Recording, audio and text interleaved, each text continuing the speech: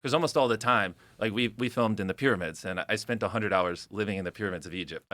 Yeah, back on the going above and beyond. That's kind of my whole thing is like, why make content that isn't great? And we just ask ourselves, how do we make the best content possible, as opposed to, how do we make the most money possible? And when you just shockingly go in with that approach, you just kind of make a lot of money. Yeah, and and also it's.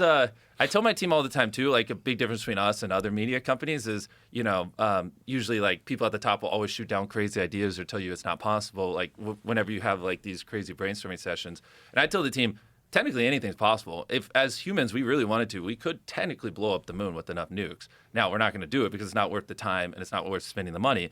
But you have to have that frame of mind. Everything's for the most part possible if you're willing to spend the time and spend the money. So before you do the work and just figure out what time it takes and how much money it costs, you can't say no to something. Because almost all the time, like we filmed in the pyramids, and I spent 100 hours living in the pyramids of Egypt. It was fucking awesome. And for years everyone's like, they're not gonna let you live in the pyramids for a couple of days. Like, that's crazy. And I'm like, well, why not? Like, did you get a no from the the leader of Egypt?